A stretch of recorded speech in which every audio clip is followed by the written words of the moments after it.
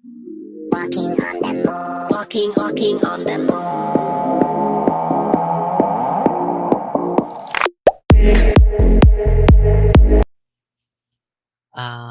Good day.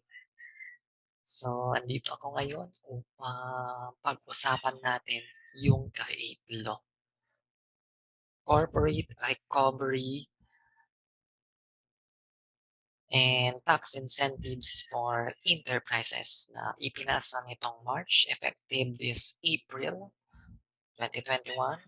And mayroon ding mga provision na magre-retroact yung itong naturang batas na 'to mula sa taxable year 2020. Retroactive siya 2020. So, pag-uusapan natin today kung ano nga ba yung mga changes, mga differences ng Kahit Law and Tarin Law. So, bakit nga ba pinasa itong Kahit Law? So, one of the objectives of passing this law is that baka maka-attract ng mga investors yung ating country. Okay, binabaan yung mga tax rates ng ating mga foreign and domestic corporations dito sa atin. So, ibig sabihin, makaka-attract tayo ng mga investors mula sa ibang bansa. And syempre, additional kita yun para sa ating country. And at the same time, because of the COVID-19, so may mga changes din, okay, mga tentative changes sa ating batas para syempre maka-recover din yung ating mga small businesses. Okay, so start tayo. Punta muna tayo sa first changes natin. So, today unahin natin yung changes sa passive income. Okay, passive income, it is subject to final withholding tax. So, dito, nilapag ko na yung mga yung mga taxpayers natin, different taxpayers natin, gaya ng citizen, which includes resident citizen and non-resident citizen and resident alien under the train law, non-resident alien engaged in trade or business, non-resident alien not engaged in trade or business. So, particularly, ang changes lang natin sa create law is the particularly dito sa ating non-resident alien engaged in trade or business. And nilapag ko din yung ating domestic corporation and resident foreign corporation, and as well as the non-resident foreign corporation.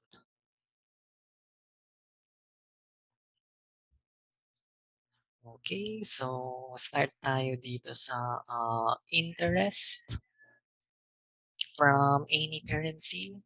So it is subject to 20% under citizen and resident alien, non-resident alien engaged in trade or business. Under the Kahit law, the same pa din yan. And not engaged, it is subject to 25%. Generally, it is subject to 25% from all sources. Lahat ng kinikita ng ating non-resident alien not engaged in trade or business ay subject sa 25% final tax. So under the domestic and resident foreign corporation, ay the same pa din. It is subject to 20% final tax. But on the non-resident foreign corporation, the final tax rate under the Kahit law is changed to from 30% to 25%. So na-reduce siya. Okay, under the Kahit law, which is the effectivity of this tax rate is on January 1, 2021. Ibig sabihin, starting January 1, 2021, the final tax rate of the non-resident foreign corporation is reduced from 30 to 25%. So, tatandaan nyo yung effectivity date niyan. Ang effectivity date nito ay January 1, 2021 this year. Okay, so yan yung isa sa changes natin. Yung final tax rate imposed on non-resident foreign corporation. Next ay yung ating yield or monetary benefit from deposit substitute, trust funds, and similar arrangement. So dito ay walang nagbago.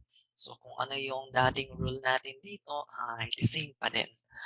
Okay, except dito sa non-resident foreign corporation. Basta lahat ng kanyang kinikita, okay, it is subject to 25% under the CREATE law starting January 1, 2021. Okay. Royalties, the same yung rules natin sa royalties. Generally, the royalties is subject to 20% final tax, except on the royalties on books, literary works, and musical compositions, which is subject to 10%. The same rule yan under the reign and kahit law.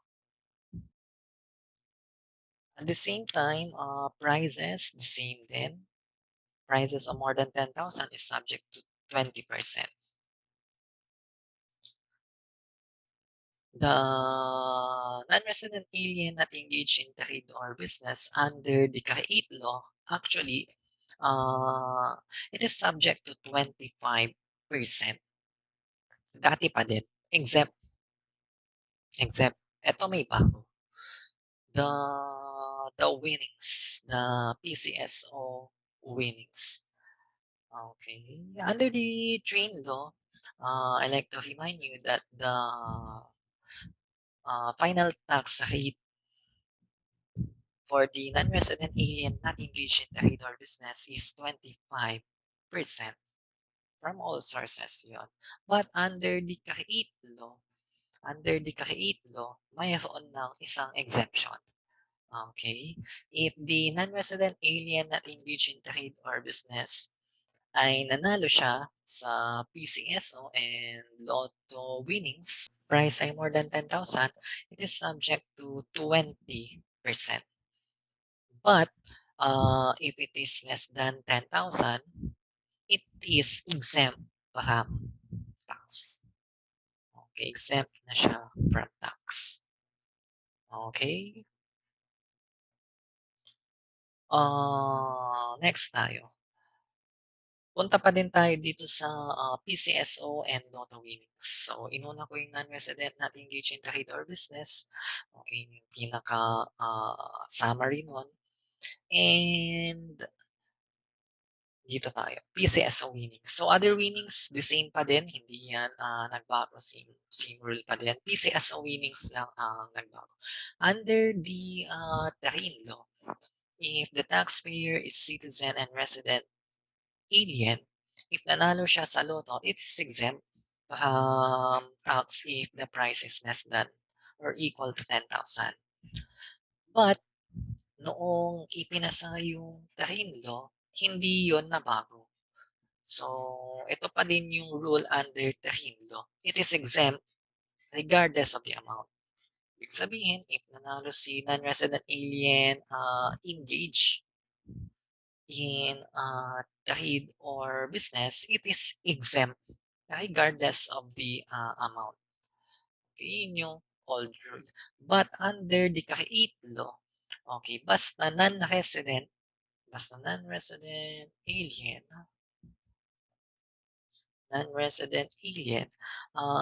if nanalo sila sa Lotto and PCSO at ang price ay more than 10,000, it is subject to 20%. Ayun yung keyword natin. Subject to 20%. If the price ay less than or equal to 10,000, yan ay exempt. Okay, so ano ang mapapansin natin? So, for all individual taxpayers na nanalo sa Lotto, to summary, if, uh, if yan ay if sila ay nanalo, 20%. Okay. If the price is more than 10,000, it is subject to 20% final tax. But if the price is less than or equal to 10,000, it is exempt from taxation. Okay, exempt siya for all of the individual taxpayers. So, yun lang yung key differences dyan. So, paki-take note. Okay, iisa lang ang tax rate natin sa under PCSO and Lotto winnings. Okay, interest from depository bank under foreign currency deposit system. Okay. So it is the same for individual taxpayers, but on the domestic uh, corporation, actually the same pa din. Ito ay 15%. 15%. Finally, kasi nung ipinasa yung Tahin Law, hindi siya na-revise. Nabago si domestic corporation from 7.5 to 15% before, and naging 15% siya. But si resident foreign corporation, naiwan, hindi na bago. So under the Tahin Law, the final tax imposed on the interest from a depository bank and therefore the expanded foreign currency deposit system, if the taxpayer is resident foreign corporation, ay subject sa 7.5%. But under the CREATE, pinareho na. Okay, 15% na. Yan. Yan yung changes natin. Okay. So, ayun. Pareho na siya. At least, hindi na tayo mahihirapan sa pagsasaulo ng mga tax rate. Interest income from long-term deposit, walang nagbago dito. Okay. Cash or property dividend received from domestic corporation, yan ay walang nagbago, and share of an individual partner in the after-tax net income of a partnership, yan ay pareho pa din, hindi siya nagbago. So dito, to summary, okay, ang pinaka-main differences lang under the CREATE law and Terrain law, syempre unang-una, in passive income, in passive income or in final tax, the final tax rate from non-resident foreign corporation na reduce. And then, next na changes ay yung sa PCSO winnings. And lastly, ito, interest from depository bank under foreign currency deposit system, parehong 15% under the domestic foreign corporation and resident foreign corporation. Okay. So, any ano dyan, concerns? So, pa-comments na lang kung sakaling may mga question kayo dito. Next tayo. Okay, pag-usapan naman natin yung sa may dividends. Okay, sa may dividends. So, singit na din natin. So, under the Tahin Law, alam natin na if the domestic corporation declares a dividend to another domestic corporation and resident foreign corporation, it is exempt from taxation. Dati pa din yun. Okay? If si domestic corporation nag-declare siya ng dividends sa non-resident foreign corporation, the 15% final tax is equal to under the RIN law, subject pa din yun sa 15% final tax. Under the CREATE, it is subject to 15% pa din. Kaso nga lang ang naiba dito ay yung tax deemed paid. Okay. Dati-dati ang tax rate natin sa non-resident foreign corporation is 30%. Generally, it is subject to 30%. Except that if the country ay nag-aalaw ng tax credit against the tax due. Okay? Meron tayong 15% deemed paid. Kaya ang final tax na ini-impose ay 15 lang. Kasi according sa ating tax code, 30 minus 15 na inaalaw ang deemed paid ay 15%. But under the Kahit law, remember that the final tax rate of a non-resident foreign corporation is reduced to 25% effective January 1, 2021. Therefore, the tax deemed paid is equal to 10%. The 15% imposed and the 25% na difference. Okay? Yun yung rule natin dyan. Yung deemed paid lang yung nabago. Same rule pa din siya actually. Except the tax deemed paid of dati-dati 15% under the train and under the kahit, it reduced to 10%. Okay. 'Di ba ang rule natin para ma-reduce sa 15% ay itong dalawa. The the country of its domicile shall allow a tax credit against the tax due from the said NRC. Okay, and second one is it does not impose any income tax on dividends from a domestic corporation. Yan yung requisite doon. Next. Okay, punta naman tayo sa resident foreign corporation. Okay. Basta nanggaling sa foreign corporation, resident. So, unahin muna natin itong resident foreign corporation. Pati na din sa non-resident foreign corporation. Okay. Siyempre, di ba, mag-apply pa din yung rule natin na yan ay generally income without. Okay, income without the status of taxation ng ating dividends. But it is treated as income within if the gross income is more than 50%. So, siyempre mag-a-apply pa din yung rule na yan na if it is 50% or more,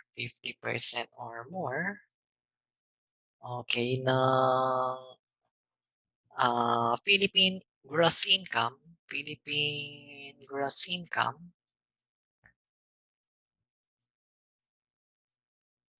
gross income divided by total gross income, which is Philippine and outside sources, total gross income, imo-multiply mo sa dividends natin.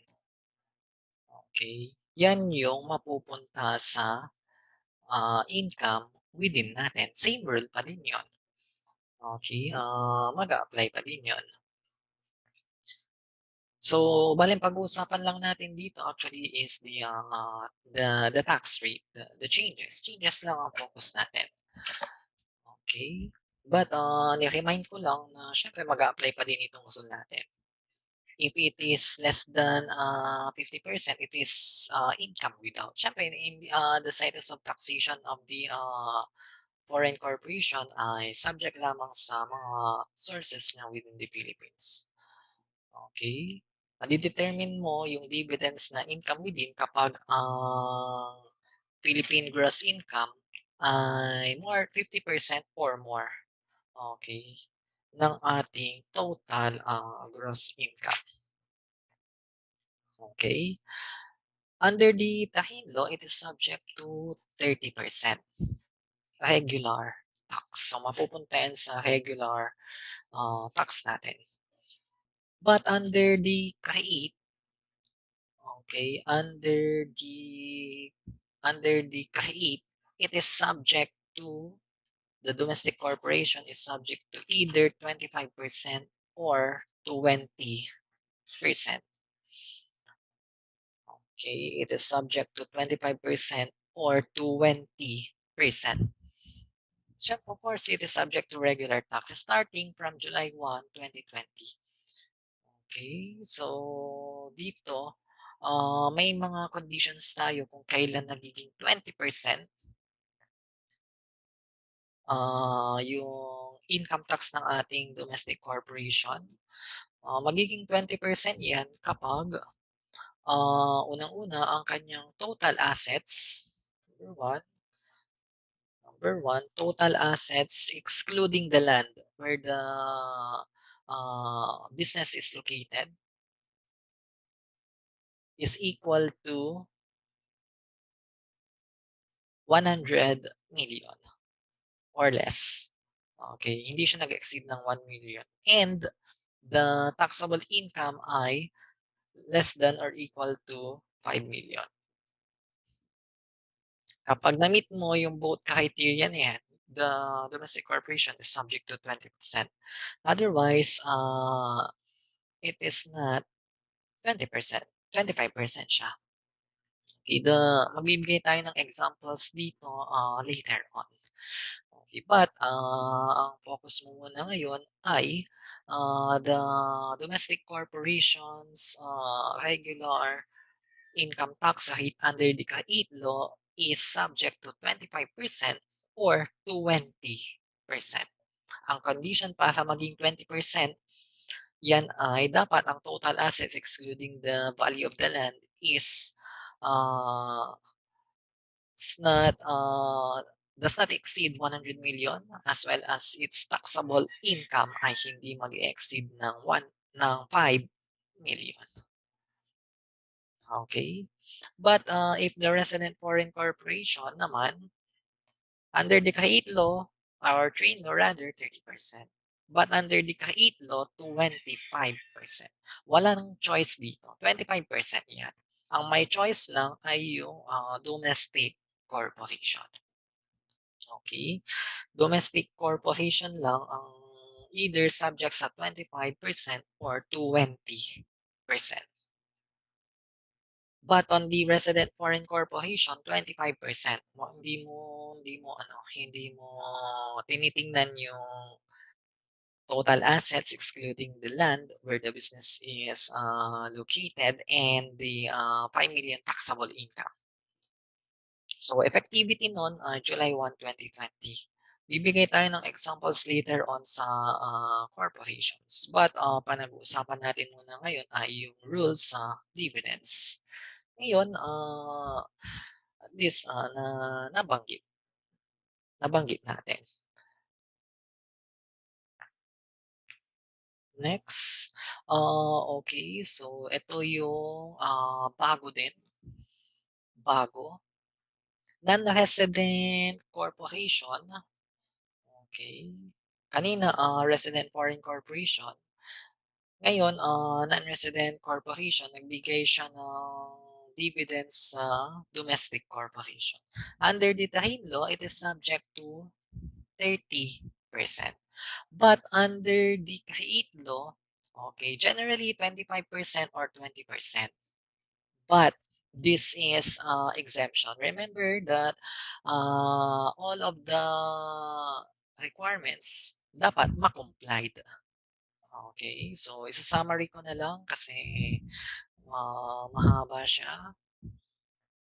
Number one, okay, i-reinvest mo. The dividends that received by domestic corporation is reinvested in the business operation. Kailan? Next taxable year. Okay, for instance, the dividends was received by domestic corporation this year. Okay, next year, you will reinvest the amount of the dividends that the corporation received into the business operation. Okay, next year yon. Pangalawa, okay, the dividends received shall only be used to fund working capital, capital expenditures, and dividend payments. investment in domestic subsidiaries, and infrastructure projects. Okay, dyan mo lang paggagamitan yon. And pangatlong requirement ay dapat si domestic corporation, it holds 20% at least of the shares of the foreign corporation. Okay, para siyang associate, investment in associate, at least 20%. And has held the shareholdings uninterruptedly for a minimum of 2 years at the time of the dividends distribution. Okay, dapat ma-meet iyan. Okay, but dito what if the foreign corporation ay bago pa lang. So according to the regulations that was given by the BIR, okay, dapat yung buong existence niya, 'di ba, less than 2 years siya, at least 20% ang naho-hold niyang ownership doon. Okay. So, dito medyo application na. So, of course, to avail the exemption, you must comply with all of these requirements. And syempre, i-inform mo si CBIR dyan within 30 calendar days. Within 30 calendar days. And lastly, what if there are amount of dividends that are unutilized? Okay, the amount of unutilized dividends is subject to taxable income. Okay, it will be subject to taxable income. Let's say the domestic corporation receive 100,000 of dividends. But hindi lahat ng dividends ay ginamit. 'Di ba? Hindi lahat ng dividends ginamit sa sa working capital. Assuming all of the requirements ay na-comply ng ating domestic corporation, hindi na lang nagastos lahat. The unutilized dividends will be subject to taxable income. Okay, tataksan mo siya, hindi siya exemption. Kasi ang requisite is that kailangan gamitin mo daw sa working capital. I-reinvest mo yung na-receive mong dividends. So maybe if there are unutilized dividends, it should be uh, included in the taxable income. Of course, subject to surcharge, interest, and penalty, if any. So ito ay galing sa BIR regulation. Okay, example. So Leonidas Corporation owns 20% of the outstanding shares of Europe Corporation, a non-resident foreign corporation, since July 1, 2014. On June 10, 2021, it received dividends amounting to 2 million from the said NRFC. The said dividend has not been used until March 4, 2023. So, what is the tax treatment of the dividends received by Leonidas Corporation? Okay, so the tax received or the tax treatment of these dividends ay, so kailan niya ma-avail yung exemption? Unang-una, meron siyang 20%. Pasok yun. Okay.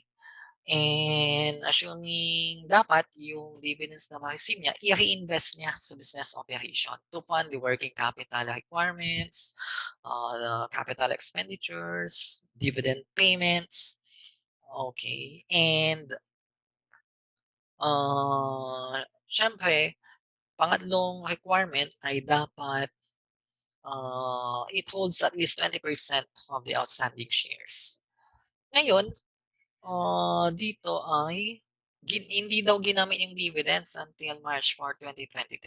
So the question is, what is the tax treatment of the dividends received by this corporation? So the tax treatment received by this corporation is subject to uh, regular tax. Regular tax kung kailan niya na-receive. June 10, 2021. Okay, subject to interest, surcharge, or penalty, if any. So, to avail of this exemption, next year dapat gamitin niya ito. I-inform niya si BIR 30 days from the 30 calendar days from the receipt of these dividends na i-avail niya yung exemption. Otherwise, if hindi niya i-avail yung exemption, it is taxable as regular tax. Okay? So, ayun.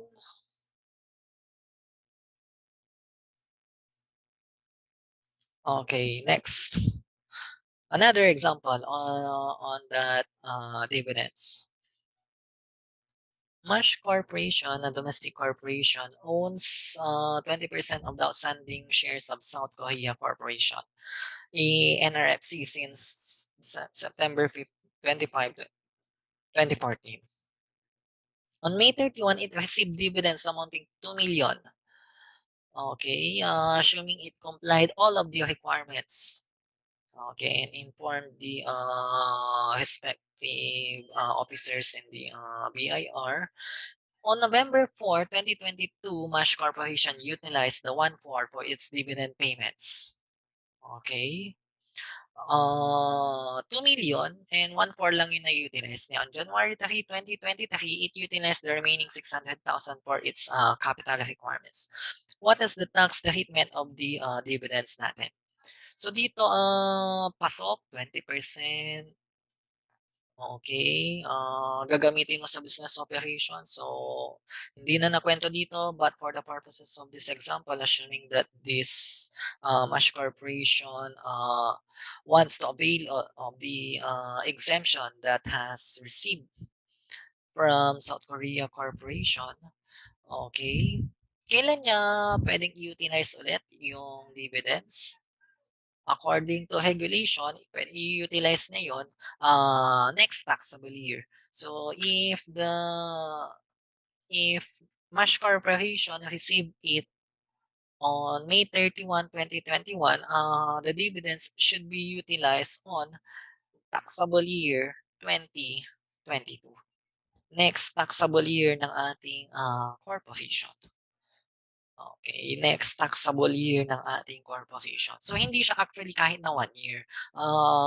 Basta taxable year. Okay. So, assuming ito ay calendar year, wala naman siyang sinabi. So, dapat magastos niya ng 2022. So, dito sa ating problem, kailan niya na-utilize? 1/4 lang ang na-utilize niya. Okay, 1/4 lang ang na-utilize niyang dividend payments. Okay, so the exemption lang ay 1/4. Any unutilized amount, etong January 3, 2023, hindi na ito exempt. 1/4 exempt. Exempt na yan. But the 600,000, it is subject to taxable income. Kailan? Ito, taxable income yan for the year 2021. The amount of 600,000 should be included for the income tax purposes, the amount of 600,000 plus any penalty, interest, and surcharge, if any. Okay, so yan yung rule natin sa dividends.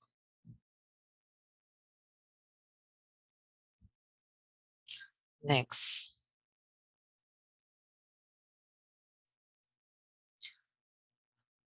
Let's go to capital gains tax. Okay, under the Tahin law, the change, okay, na change lang na bago ay eto. Under the Tahin law for foreign corporations, the sale of shares or other disposition of domestic shares of stock that is not traded, it is subject to net capital gain of 100,000, 5%, and excess of 100,000, 10%. But On the create law, pinareho na siya. Pareho na siya sa domestic corporation, which is subject to net capital gain of 15%. Effectivity is upon the effectivity of create law. Okay, next. Sale of property classified as capital assets.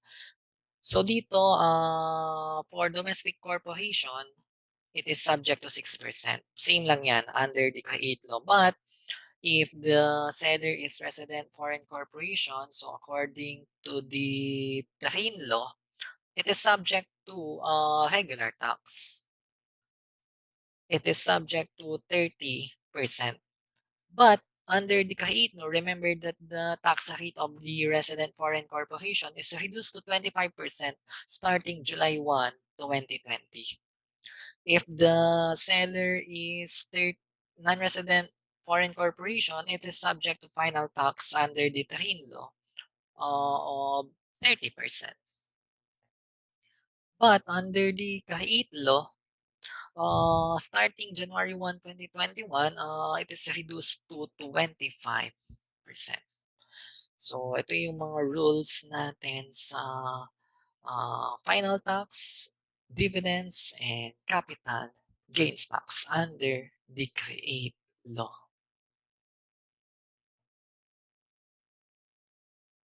Next. Okay, so government money payments. So purchases made by government-owned and controlled corporations, okay, and other government instrumentalities from persons subject to percentage tax pursuant to Section 116 of the Code is as amended, shall be subject to 1% withholding tax for the period of July 1, 2020 until June 30, 2023. So, if the business is if the gross receipts or sales of the business is not greater than or it is less than 3 million, it is not subject to VAT. Okay, it is not subject to value added tax. It is subject to OPT. This particular section na tinutukoy ng ating code na maki-reduce sa 1%. Dati-dati 3% OPT, ngayon maki-reduce siya sa 1% OPT. Okay, 1% OPT. Wherein i-withhold pa ng ating government. Okay? But temporarily, because of the COVID-19, from 3% it is reduced to 1% starting July 1, 2020 until June 30, 2023. Section 116 on persons exempt from VAT. So, ito yung nakalagay doon.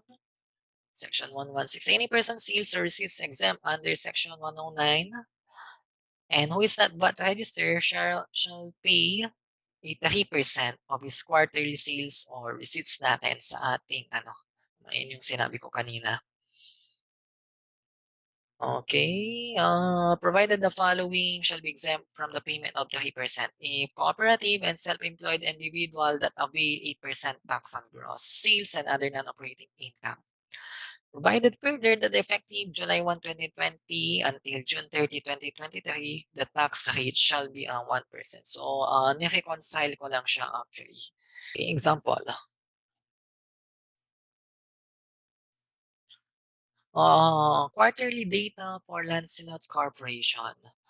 Cash receipts from sale to non-government entities is 300,000. Cash receipts from sale to government uh, entities net of 1% withholding tax and expenses of 180,000. Calculate the amount of percentage tax due for Lancelot Corporation.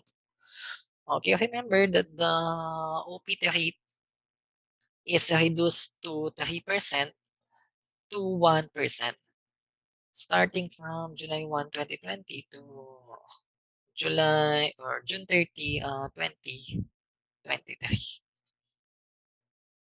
Okay? So, the cash receipts is equal to 300,000 plus 49,500. You have to gross up this net of 1% withholding tax divided by 0.99. So this is the amount will be 350,000. Multiply mo sa ating OPT rate na 1%.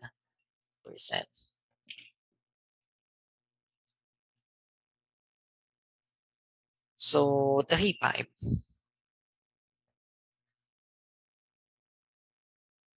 The percentage tax due for this land sale corporation, you have to deduct the withholding tax of 500.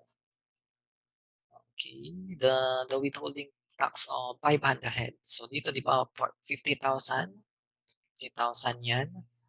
So the percentage tax due is 3,000. Remember that if the government purchase merchandises to the person subject to Section 116 of the tax code, okay, hindi sila VAT, ang tax rate doon, sabi dito, i-withhold yung 1%. Parang, kumbaga, na-advance na. Pag magbebenta ka sa kanila, di ba subject yan sa 1%? 1%. Ito, subject yan sa 1%. Withholding tax. Na-withhold na. Okay? Na-advance na yung payment mo. If bumili si government owned control corporation, bawas na. Na-advance na. Okay? So, ayan yung example natin sa OPT, yung change natin. Tentatively, it is reduced from 3% to 1%. Okay, like to remind you on the VAT on capital goods. If naalala ninyo yung ating tax code, okay? The VAT on capital goods under the Tahim law shall be allocated if the price is if the purchases for the month exceeds 1 million, you have to allocate it to 5 years or shorter. The VAT na binayadan mo, the input tax na binayadan mo sa capital goods natin, i-allocate mo ng 5 years or shorter.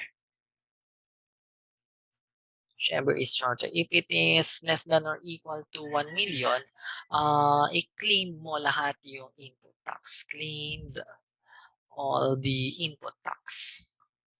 But I like to remind you na the rule on this input tax ay allowed lang siya hanggang December 31, 2021. So, ano ibig sabihin nito? Starting next year, the VAT on capital goods ay hindi mo natitingnan yung rule na ito. Wala na yan. Wala na yung rule na if it is more than 1 million, ang purchases mo for the month, ay i-allocate mo yan ng 5 years or whichever is shorter ng life ng ating capital goods or i-claim mo lahat ng input tax na binayadan mo under if your purchases is 1 million for the month. Starting next year, lahat ng input tax na binayadan mo on capital goods ay i-claim mo na.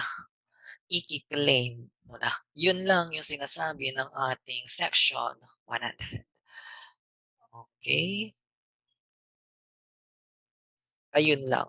Ayun lang. Hindi mo na siya i-spread. Yung rule na i-spread mo siya ay hindi na. What if the taxpayer purchases VAT on capital goods this year? So, paano mo siya i-allocate? I-allocate mo pa din siya based sa old rule. So, ibig sabihin, bumili si taxpayer natin October, for instance, ng capital goods worth 2 million. So the input VAT that the company will have to pay for this capital goods is 140,000, 12%. Assuming the life of these capital goods is 3 years. So you have to allocate it to 3 years based on the rulings natin. Kahit na lumagpas na yan ng December 31, 2020, as long as nag-purchase ka on or before December 31, 2021, old rule ang gamitin mo. But if the taxpayer purchases capital goods next year, starting next year, the amount of input VAT na binayadan ng ating company, pwede na niyang i-claim as creditable input tax in the month of purchase. Okay, so ayun yung rule natin under the VAT. So, example tayo ng VAT on capital goods. So here, Mary, a VAT registered taxpayer made the following acquisitions of goods from VAT registered suppliers, net of VAT, during the quarter. Okay, so the requirement of the problem is calculate the amount of the input tax to be creditable for the month of November, December, and January. So based on the train law, okay, if the taxpayer purchases capital goods on or before December 31, 2021, mag-a-apply pa dito yung i-allocate mo yung ating input tax. So, titignan mo kung yung purchases ng ating taxpayer for the month is nag-exceed ng 1 million. If nag-exceed ng 1 million, ay i-allocate mo yung kanyang input tax sa kanyang life na 5 years or whichever is shorter. If the company purchases capital goods starting next year, okay, January 2022, the input tax na na-incurred ng ating company ay i-claim na niya lahat. Okay, wala na yung rule na i-allocate mo. Okay? So dito, for the month of November, so old rule pa din yan. November 2021. Tignan mo yung purchases niya for the month. So, nag-exceed ng 1 million. Right? 1,2 plus 1,4. Obviously, it exceeds 1 million. Therefore, the input tax na incur ng ating company dito ay i-allocate niya 5 years or whichever is shorter. So, dito i-allocate mo ng 5 years. So, dito i-allocate mo ng 2 years. The input tax na binayadan ng ating company dito ay 1,2 times 0.12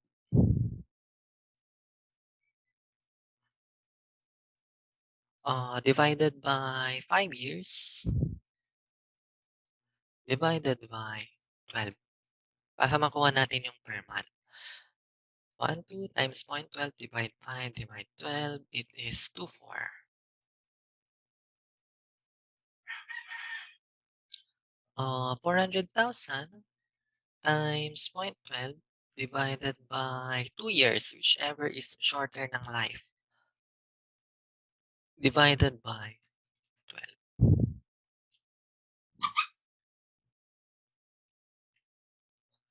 12. 2,000. Therefore, the amount of the input tax na makiklaim ng ating company ay 2,4 plus 2K is 4,4 for the month of November.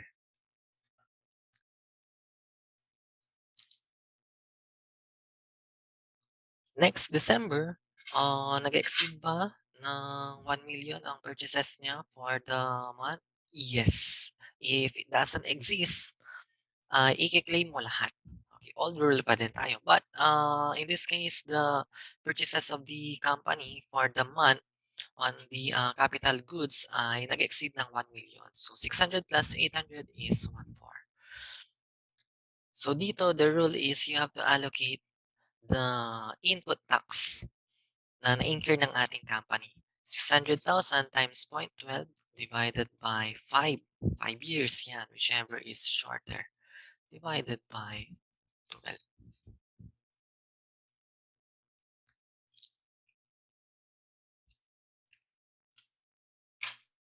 600,000 times 0.12 divided by 5 divided by 12, 1, 2. 800,000 times 0.12 divided by 4 years naman, whichever is shorter, divided by 12. 2K. Therefore, the amount of the input tax that kailangang i-claim ng ating taxpayer, kailangan i-claim ni Mary ay, so wag mo pa din kalimutan na monthly na i-allocate yung na-purchase niya nung November. So kasama pa din ito. Plus, in addition, nung bumili siya, mayroong rehito. Therefore, the amount of the input tax that Mary will credit to its output tax ay 44 plus 32, 7,600.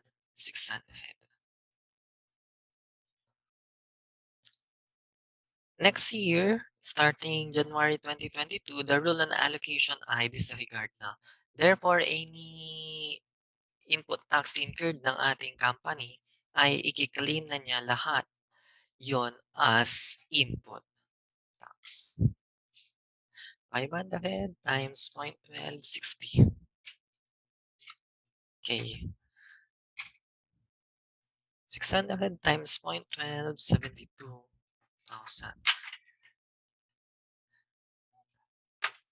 Therefore, the amount of input tax na i-allocate ni Mary on January 2022 is equal to, so kasama pa din ito, 44 plus 32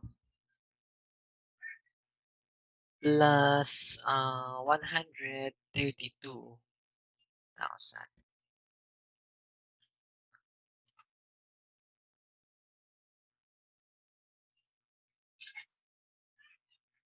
So, 139,600.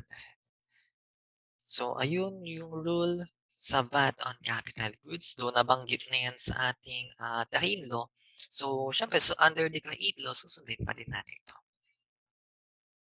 Next. So, I'd like to remind you again that the withholding of creditable VAT in government purchases. So, according to the Tahin Law, before, the government can withhold kapag bumibili siya sa mga VAT registered taxpayer, wini-withhold niya yung 5%. Right? Naalala ninyo yung rule natin dito. Wini-withhold niya yung 5% and the remaining 7% of the VAT is the standard input. Standard input tax. So any excess of the actual input tax incurred and the standard input tax incurred is either treated as expense or income. Okay? But beginning this year, January 1, 2021, the VAT withholding system under this section shall shift from final to creditable system. Yan yung ating according sa tax code. Ano ibig sabihin nito? So, hindi na kailangan mag-withhold ng 5% si government. Sa madaling salita, the sale to private entities as well as the sale to government, okay, shall be treated as the same. Eto, same na lang. kung paano ka mag-compute ng output tax dito na 12%, paano ka mag-claim ng output tax, gano'n din dito. Okay, wala na yung rule na ide-deduct yung 5% and magke-claim ka ng 7% sa standard input tax, wala na yun. Kung paano yung treatment mo ng pag-compute ng VAT under the, private entities, if the taxpayer ay nagbebenta sa mga private entities, gano'n na din ang treatment mo kapag nagbenta ka kay government. Wala na yung rule na 5%, wala na. Okay, so ayun, ayun, ayun. Okay, next tayo. So, VAT on sale or lease of real properties. So, reminder lang, okay, nabanggit din ito sa train law. Of course, according din sa ating create law, ay same pa din. Okay? So, sale was made not in the ordinary course of business dahil not in the ordinary course of business, ay hindi siya vatable transaction. So, the general rule to be subjected to value-added tax is dapat yung property mo ay binebenta mo, nililis mo in the ordinary course of business. Eh, hindi siya ordinary course of business. Therefore, it is classified as capital asset. And therefore, this transaction is subject to capital gains tax. Okay. So dito ay same rule applies. Commercial lot, okay, if it is commercial lot, it is generally subject to VAT. Generally subject to VAT. Residential lot, so under the Tahin law, if the selling price is less than or equal to 1.5, it is VAT exempt. If it is more than 1,000 or 1,500,000 per lot, it is generally a VAT transaction. But, nabanggit din sa ating train law na starting January 1, 2021, the sale of residential lot is hindi nakasama sa ating VAT exempt transaction. Therefore, ito ay vatable. So, hindi mo na tinitingnan kung ano yung price natin. Ibig sabihin, whether commercial or residential lot, the tax treatment on the sale of this sale of residential lot ay generally subjected to VAT. It is subject to VAT. Vatable transaction na siya. And pati din yung rules sa adjacent lots ay hindi na din mag-a-apply. Wala na din yon. Okay? The same kasi nga vatable transaction na siya. Residential house and lot before or according to train law, if the sale ay less than or equal to 2,500,000, it is VAT exempt. If the selling price is more than 2.5 million, it is generally subject to VAT. Under the create law, and at the same time, kakalabas sa BIR regulation noong June 11, okay, inamend. Okay, according sa train law, it is 2 million. Kung titingnan ninyo, starting January 1, 2021, if the selling price of residential house and lot is less than 2 million, it is exempt from VAT. But according to recent BIR revenue regulation number 8-2021, the sale of residential house and lot is back to 3,199,200. 3,199,200. If the selling price is less than or equal to 3,119,200, it is exempt from VAT. If it is more than 3,199,200, it is subject to VAT. So, bago yun, kakabalik lang.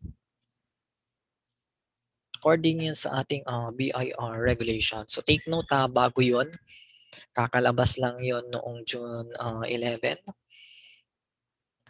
Under the train law, 2 million dapat. It should be. But, kasi nga kaka-amend lang. Kakabago lang nung BIR. Okay, to summary, VAT on sale or lease of real properties, ito na lang yung mga VAT exempt transaction. Unang-una, beginning January 1, 2021, sale of real properties not held. Okay, nalimot ko lang ilagay yung not. But, so basically, to be subjected to VAT, the sale or lease of property is used in the ordinary course of business. If it is not used in the ordinary course of business, it is not a VAT transaction. It is subject to if it is real property, it is subject to capital gains tax. The sale of real property utilized for low-cost housing beginning January 1, 2021 is no longer included as VAT exempt. This year, it is not included as VAT exempt. Therefore, it is a VATable transaction. Sale of real property for socialized housing is the same. It is a VAT exempt transaction, as well as sale of residential house and lot and other residential dwellings with the selling price of not more than, so kaka-amend lang, okay, kaka-amend lang yan, 3,199,200.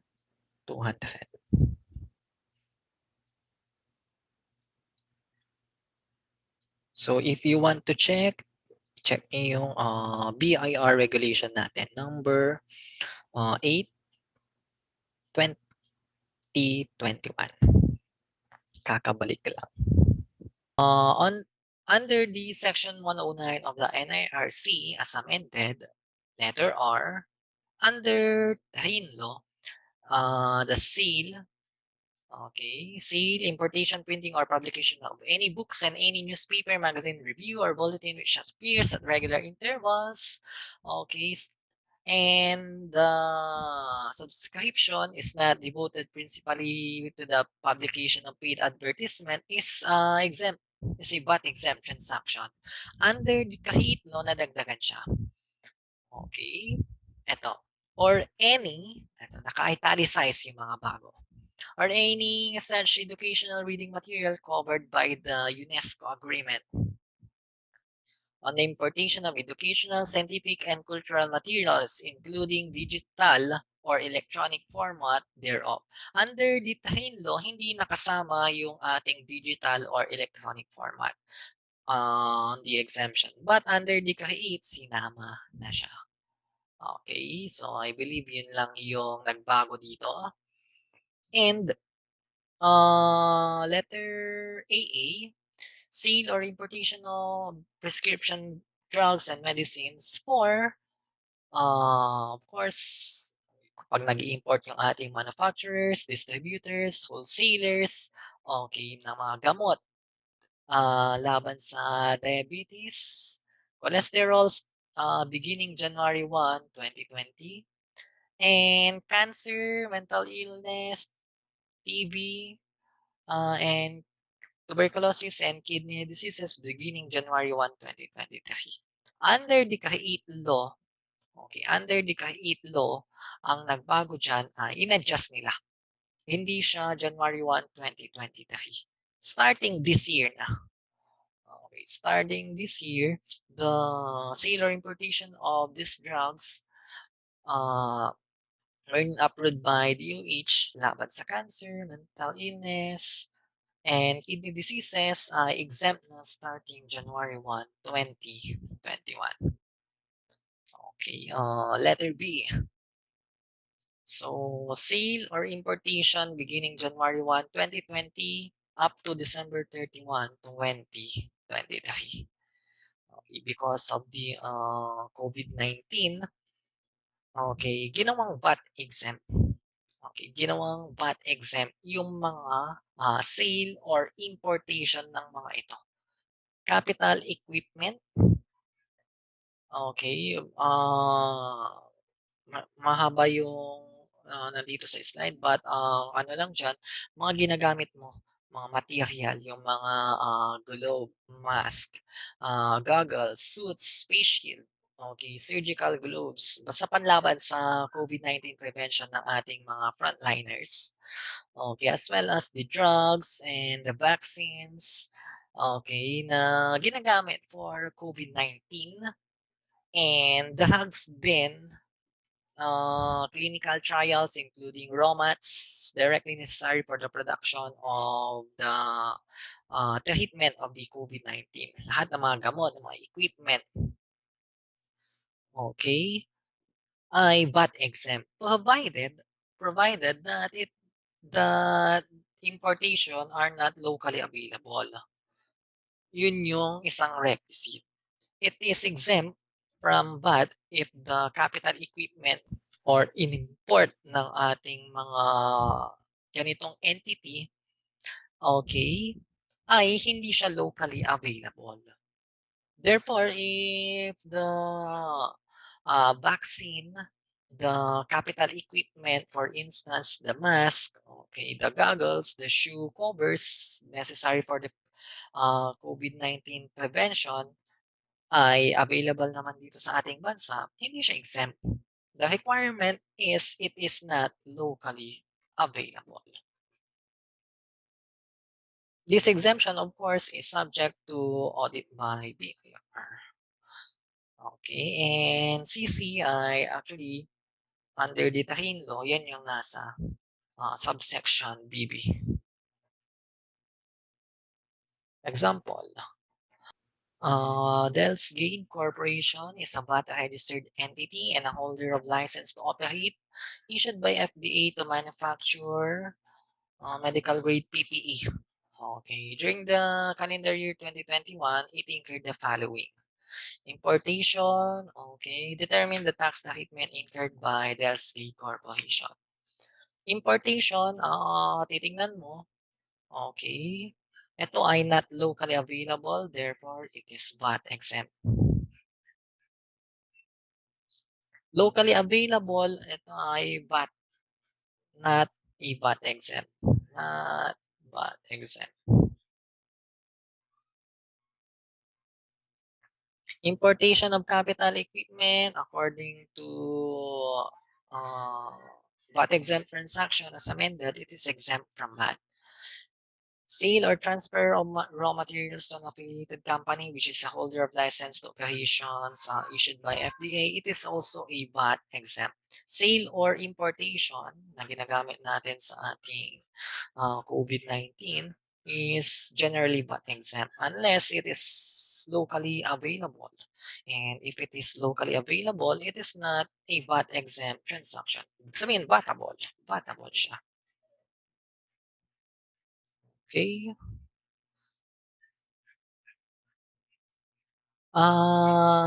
Transitory provisions. Okay.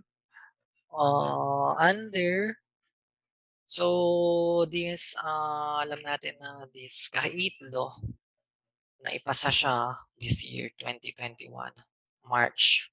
Effective April 11.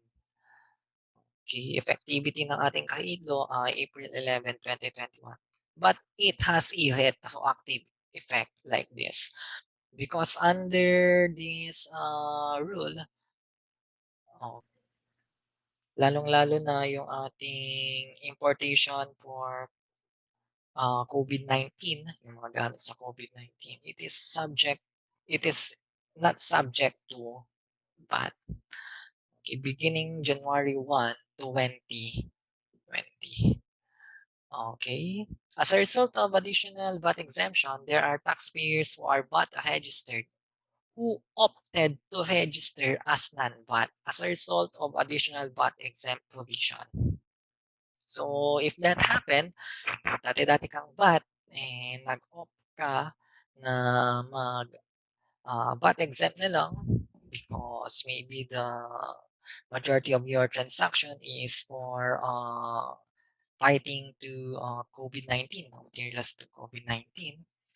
And syempre, ang gagawin mo ito, sundan mo lang itong A and B. Okay? So, syempre, inform mo si BIR natin dyan, yung application natin doon.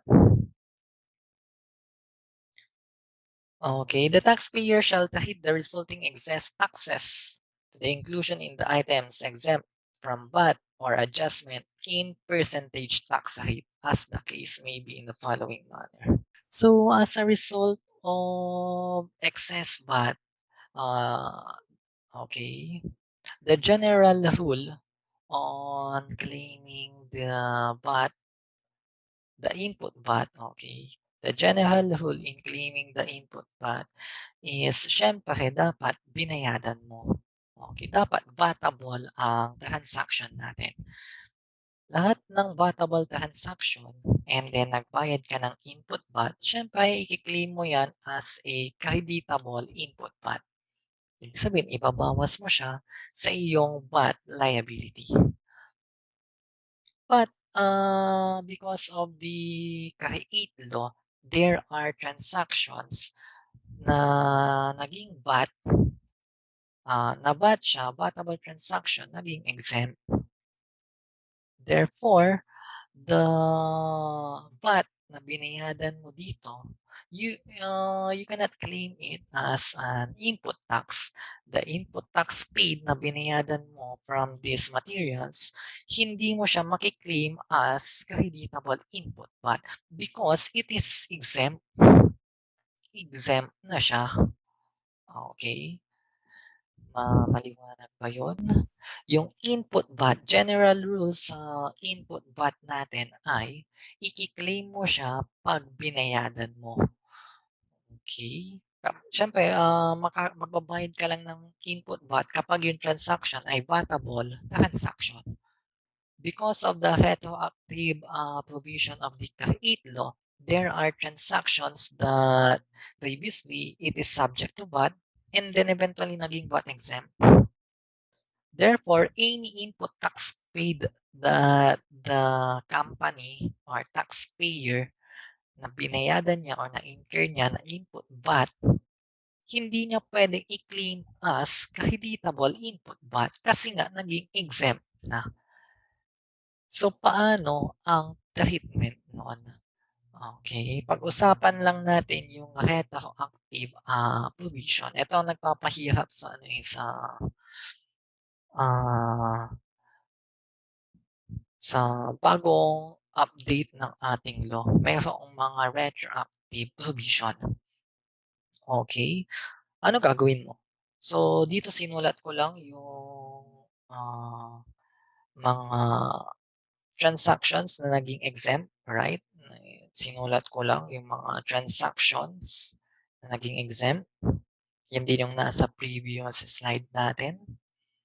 And ano gagawin mo? The unutilized VAT paid on local, if there are any unutilized, ano gagawin mo? You cannot, remember that you cannot claim is as an input tax because it is VAT exempt. You cannot carry over it to the next taxable quarters.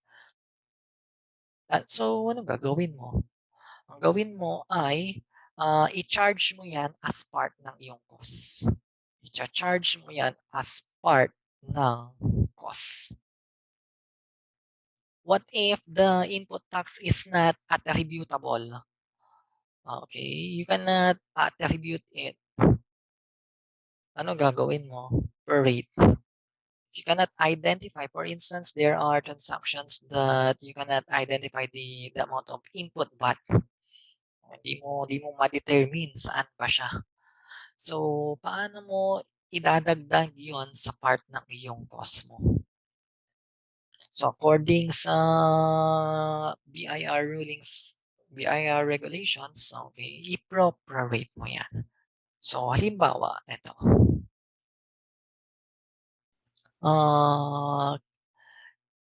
Kieli Pharmaceutical Corporation is an exclusive distributor of certain brand prescription of drugs for cancer and other several drugs in the Philippines.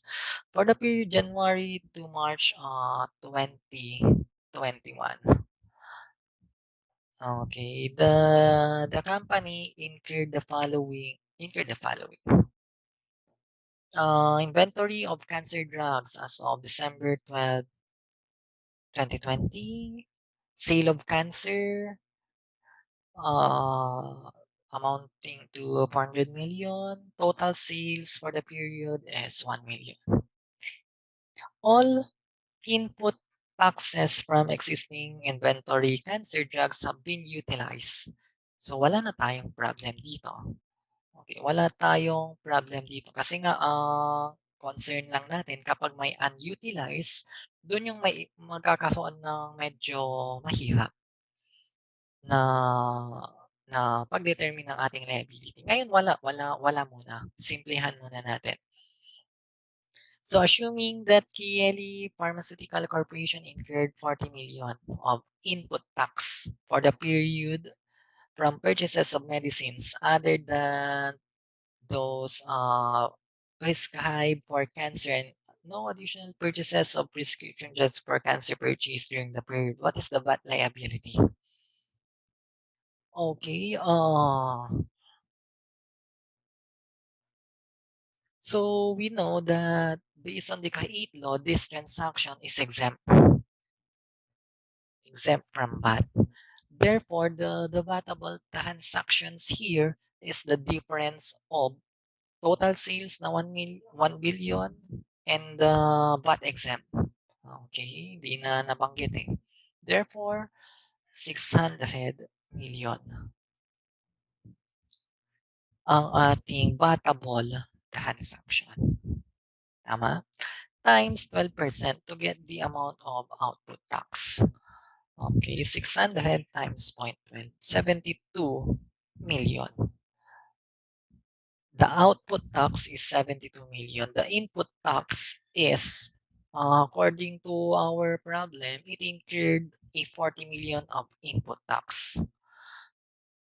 Other than those prescribed for cancer. Remember the input tax here, if there are any that Kieli purchases medicine.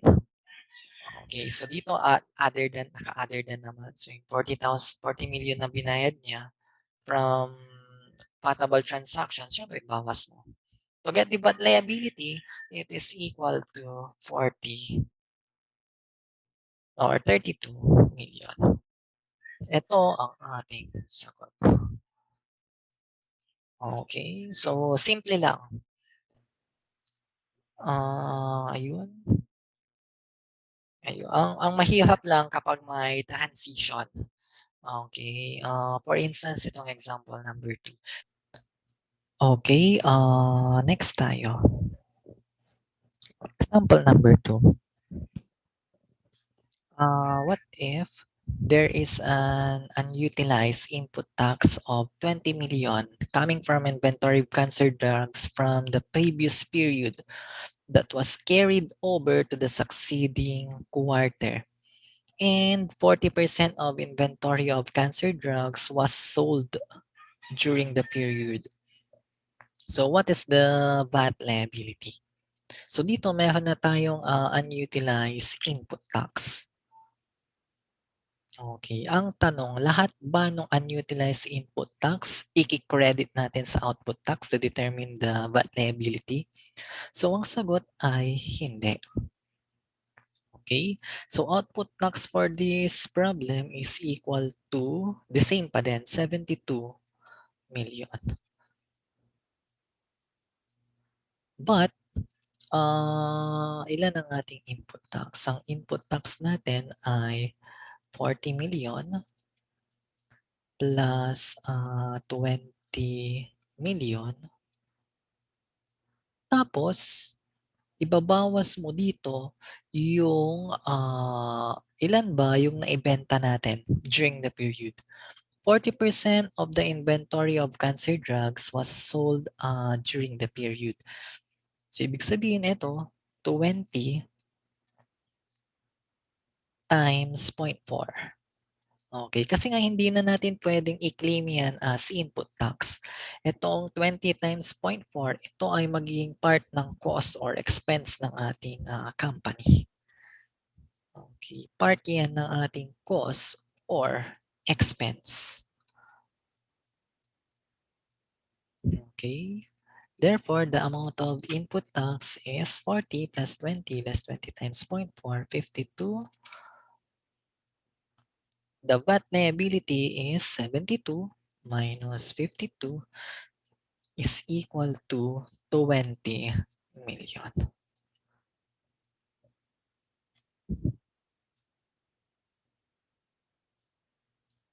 Okay. And number 3, last example. What if the VAT exempt is not attributed?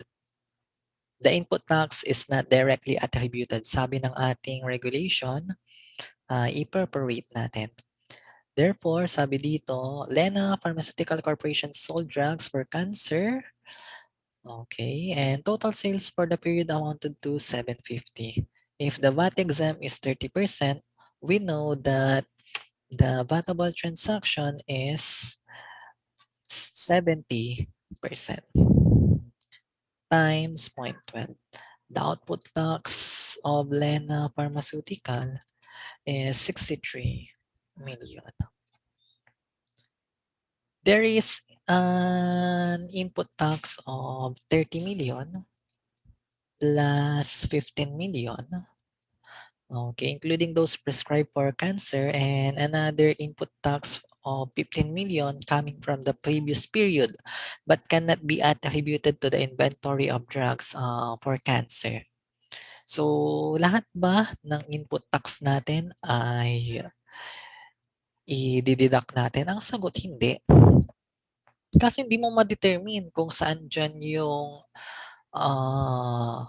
galing sa exempt, tama? Or galing sa VAT exempt. Basta alam mo, nagbayad ka. Ang total na binayadan mo ay 45 million.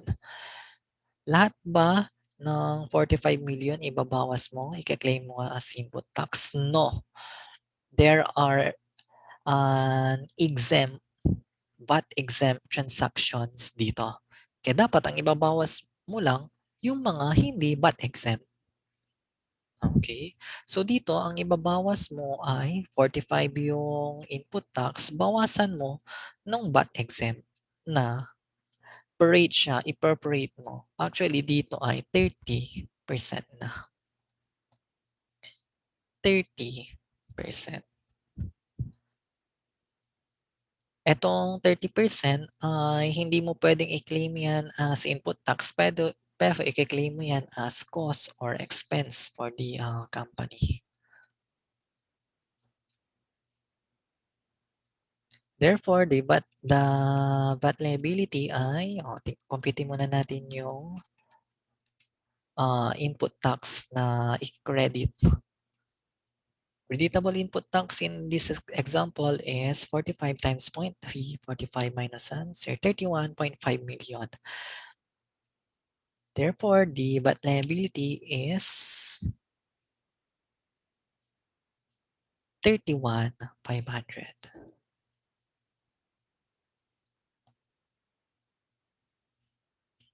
Additional rule, excess or unutilized input taxes as the change of status from VAT to non-VAT registration. Okay, as a result of transactions, dati-dati, VATable transaction, and lumipat, nag-opt na lang ng non-VAT because maybe mas makakatipid siya kapag non-VAT siya. Okay, pwede ba yun? Of course, yes. If that happens, any excess or unutilized input taxes may be subject to refund or issuance of tax credit certificate at the option of the taxpayer. So, ayan yung discussion natin about create law. So, hindi ko pa nadidiscuss dito yung sa part ng corporation. Okay. So, if nagustuhan ninyo yung lecture natin today, so hit like and subscribe. And abangan ninyo yung susunod na lecture about corporation under the Create Law. Okay, so magbibigay tayo ng mga examples. Iisa-isahin natin yung mga differences na yan. Okay? So, kapag may mga concern or clarification kayo, i-chat nyo lamang sa ating comments. So, see you and good luck. Sana nagustuhan ninyo yung lecture natin for today. So, abangan ninyo yung next na video about corporation. Good day.